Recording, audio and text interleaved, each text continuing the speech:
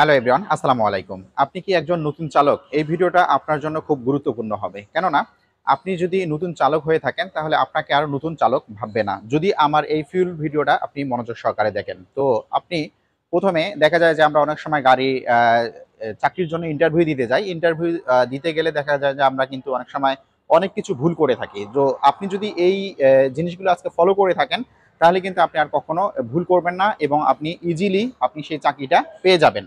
তো আমি আপনাদেরকে স্টেপ বাই স্টেপ দেখানোর চেষ্টা করতেছি। তো মনে করেন আপনি সকালবেলা কোনো গাড়ির ইন্টারভিউ দিতে গেছেন, তো সেক্ষেত্রে আপনারা যে কাজটা করবেন, প্রথমে আসার পরে আপনারা অবশ্যই বনাটটা খুলবেন। তো আমি আপনাদেরকে একটু বনাটটা খুলে দেখাচ্ছি। অবশ্যই আপনারা জানেন যে বনাটের যে সুইচটা আছে সেটা কিন্তু এখানে থাকে। আমি আপনাদেরকে একটু দেখাই। এই যে নিচে থাকে, কিন্তু এই জায়গাটা থাকে। আমরা যদি এটা উপর দিকে যদি টান দেই তাহলে কিন্তু বনাটটা খুলে যাবে। তো বনাটটা খুলে গেল। খুলে যাওয়ার পরে আমি দরজাটা লাগিয়ে দিচ্ছি। লাগিয়ে দেওয়ার পরে আমি বনারটা এখন উঠাবো। তো সেজন্য আমি এখানে প্রেস করব। এখানে ভেতরে আঙ্গুল দিয়ে এখানে দেখতে পাচ্ছেন একটা লক সিস্টেম আছে। আমি এই লকটা উপর দিকে চাপ দিলে কিন্তু এটা খুলে যাবে। তো আমি উপর দিকে চাপ দিয়ে ধরলাম, এটা কিন্তু খুলে গেল। এরপর আমি বনারটা উপরে তুলে রেখে দিচ্ছি।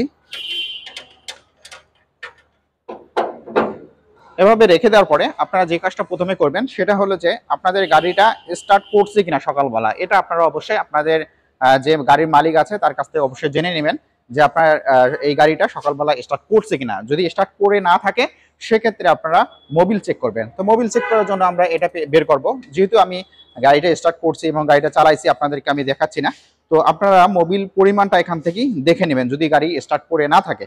তো এখানে দেখতে পাচ্ছেন একটা কাটা আছে, এই কাটা পর্যন্ত আপনাদের মোবিল কিন্তু থাকবে। এটা যদি কম থাকে সেক্ষেত্রে আপনারা ঢেলে নেবেন একটু। তো যাই হোক, আমি এটা আপনাদেরকে দেখাচ্ছি না সেভাবে, আপনারা এটা অবশ্যই দেখে বুঝে নেবেন। তো এটা আমি লাগিয়ে দিলাম। এরপরে দেন আমরা যে কাজটা করব, আমাদের যে রেডিওটার আছে সেই রেডিওটারের পানিটা আমরা চেক করব। চেক করার জন্য আমরা এই মুখটা খুলবো। অবশ্যই আপনারা একটা জিনিস খেয়াল রাখবেন, আমি কিন্তু বারবার বলতেছি যে গাড়ি যদি সকালবেলা স্টার্ট করে থাকে, যদি গাড়িটা হিট হয়ে থাকে সেক্ষেত্রে আপনার রেডিওটারের মুখটা খুলবেন না। যদি খোলেন তাহলে এই পানিটা কিন্তু আপনার চোখে মুখে পড়তে পারে। যদি চোখে মুখে পড়ে সেক্ষেত্রে কিন্তু আপনাদের অনেক প্রবলেম হয়ে যেতে পারে। তো সেজন্য আমরা দেখবো যে আমাদের গাড়িটা যদি স্টার্ট হয়ে না থাকে তাহলে আমরা এটা রেডিওটারের মুখটা খুলে এরপর আমরা পানি চেক করব। এরপরে আরেকটা বিষয় দেখবো যে আমাদের রিজার্ভ যে টাঙ্কিটা আছে সেই রিজার্ভ টাঙ্কিটার ভেতরে আমরা দেখবো যে আমাদের রিজার্ভ টাঙ্কিতে পানি আছে কিনা। তো রিজার্ভ ট্যাঙ্কির পানির পরিমাণ মতো আছে। এখানে আপনারা দেখতে পাচ্ছেন এই একটা মাঝ বরাবর কাটা আছে।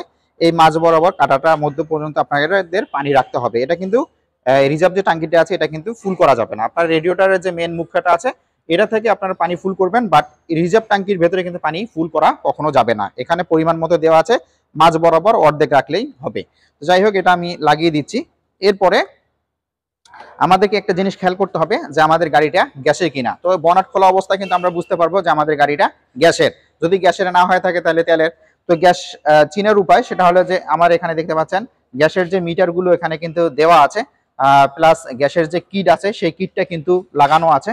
তো যাই হোক, আমরা এখান থেকে যে দেখতে পাচ্ছেন এটা কিন্তু গ্যাসের কিট, এটা। তা আমরা এই কিটটা দেখে কিন্তু বুঝতে পারবো যে আমাদের গাড়িটা গ্যাসের। তো সেজন্য আমরা এটা ফুলফিল চেক করার পরে আমরা এটা লাগিয়ে দেবো।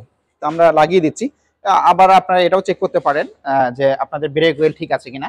তো ব্রেক ওয়েলের পরিমাণ এই মাঝ বরাবর এই পর্যন্ত থাকে। আপনার ব্রেক ওয়েল না থাকলে সেটাও যদি আপনারা যদি মাঝ বরাবর না থাকে, আপনাদের যদি কম থাকে তাহলে আপনারা দেখা গেল মালিককে বললেন যে আপনাদের ব্রেক ওয়েলটা একটু কম আছে। তো আপনি যদি এই সব বিষয় নিয়ে যদি আপনি তাদেরকে বলেন তাহলে ইজিলি তারা কিন্তু বুঝতে পারবে যে আপনি নতুন না, আপনি পুরাতন চালক।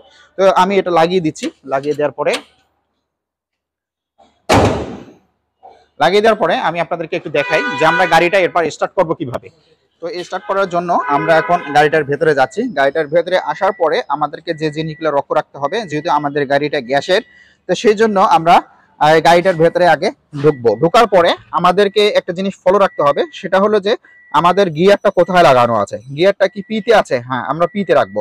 অনেক সময় দেখা যায় যে অনেক গাড়ির যে মালিক যারা আছে তারা অনেক সময় চালাকি করে যে কাজটা করে সেটা হলো যে গাড়িটা কিন্তু আর তে রেখে দেয় অথবা ডি তে রেখে দেয়। তো আপনারা এদিকে একটু ফলো রাখবেন। যদি আর তে এবং ডি তে মানে কোনো গিয়ারে যদি থাকে সেক্ষেত্রে কিন্তু আপনার গাড়িটা স্টার্ট হবে না। ব্যাক গিয়ারে থাকলে স্টার্ট হবে না এবং সামনের গিয়ারে থাকলে কিন্তু গাড়িটা স্টার্ট হবে না। তো সেই জন্য আপনাদেরকে এই জিনিসটা ফলো করতে হবে। এই জিনিসটা ফলো করার পরে আপনারা দেখবেন যে ঠিক আছে আমার এটা পার্কিং এ রাখা আছে, আমার গিয়ারটা পার্কিং এ রাখা আছে। এখন আমাদেরকে যে কাজটা করতে হবে সেটা হলো যে আমাদের এখানে যে গ্যাসের যে মিটারটা আছে, আমার যেহেতু গ্যাসের মিটারটা এই জায়গাটায় নাই, আমার গ্যাসের মিটারটা ঠিক এই জায়গাটায় লাগানো আছে। তো আমরা প্রথমে যে কাজটা করব সেটা হলো আমরা ইগনিশন সুইচটা অন করে নেব। আমরা ইগনিশন সুইচটা অন করে নিচ্ছি। অন করে নেওয়ার পরে আমরা এখানে দেখবো যে আমাদের গ্যাসের লাইনটা আসছে কিন্তু। তো গ্যাসের লাইনটা আসার পরে আমরা যে কাজটা করব সেটা হলো আমরা এই যে মাঝখানে যে এইখানে এটা প্রেস করব। এটা যদি আমরা প্রেস করি তাহলে কিন্তু আমাদের গ্যাস থেকে কিন্তু তেলে যাবে। তো আমি আপনাদেরকে একটু দেখানোর চেষ্টা করতেছি। আমরা এখানে পেস্ট করব, মাঝখানে দেখতে পাচ্ছেন এখানে কিন্তু পেস্ট করব। এটা কিন্তু গ্যাস, এটা কিন্তু তেল। তো আমাদের এখানে কিন্তু গ্যাসের বাতিগুলো জ্বলতেছে। তো আমরা এখানে মাঝখানে পেস্ট করলাম। পেস্ট করার পরে এখানে কিন্তু তেলে চলে আসলো। তো তেলে আসার পরে এরপর আমরা গাড়িটা স্টার্ট করব। গাড়িটা প্রথমে অবশ্যই আমাদেরকে তেলে স্টার্ট করতে হবে। তো স্টার্ট করলাম গাড়িটা তেলে।